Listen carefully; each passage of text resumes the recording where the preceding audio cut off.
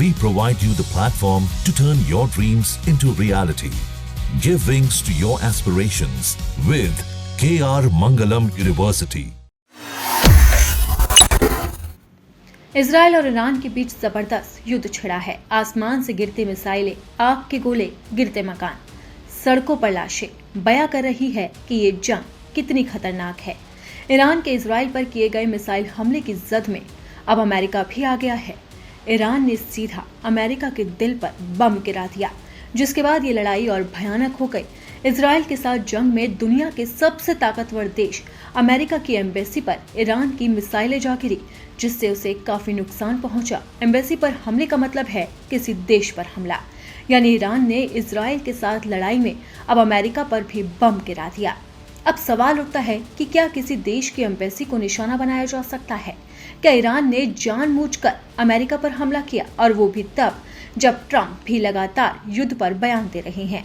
Trump ने America को नुकसान पहुंचाने पर ईरान के खिलाफ युद्ध में उतरने की धमकी दी थी।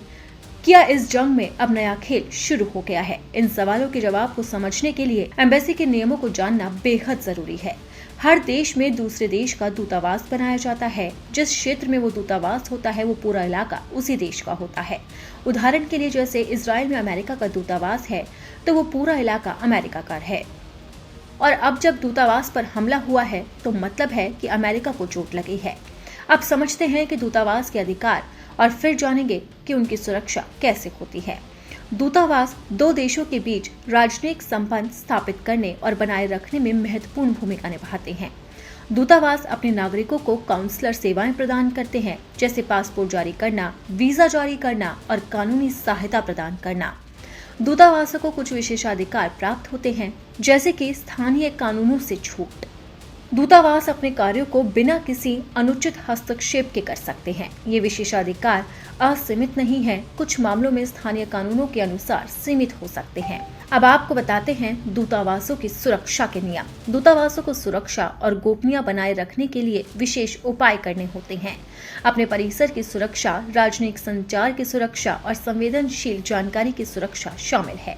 दूतावासों को कुछ विशिष्ट देशों के कानूनों और विनियमों का भी पालन करना होता है। दूतावासों की महत्वपूर्ण सुरक्षा होती है, लेकिन इस सुरक्षा को भेदते हुए ईरान की मिसाइल। इजराइल में भी अमेरिका का दूतावास है, लेकिन इजराइल ने उस पर हमला कर दिया। इजराइल में अमेरिकी राजदूत माइक हकाबी ने बताया है कि ईरान के मिसाइल हमले के बाद तेल अवीव अमेरिकी दूतावास को अस्थायी रूप से बंद कर दिया गया है और कर्मचारियों को सुरक्षित जगह भेज दिया गया। इंटरनेट पर तेल अवीव से वीडियो सामने आए, इसमें दूतावास की खिड़कियां टूटी हुई नजर आ रही है। अमेरिकी दूतावास तक मिसाइल पहुंचने के बाद डोनाल्ड ट्रंप के रुख पर अब दुनिया की कड़ी नजरें हैं, क्योंकि संघर्ष शुरू होने के बाद ये पहला मौका है जब अमेरिकी राजनयिक मिशन सीधे तौर पर खतरे में आया है। अमेरिका के राष्ट्रपति डोनाल्ड ट्रंप, जिनके पास रूस और चीन के साथ दुनिया के सबसे बड़े परमाणु हथियार हैं, उन्हें लेकर दावा किया जा रहा है कि वो मध्य पूर्व में दो युद्धरत देशों के बीच समझौता कराने की कोशिश कर रहे हैं। लेकिन उन्होंने ईरान को धमकी भी दी है कि अगर उसने अमेरिका पर हमला किया तो अमेरिकी सशस्त्र बलों की पूरी ताकत उस पर टूट पड़ेगी, जो पहले कभी नहीं देखा होगा।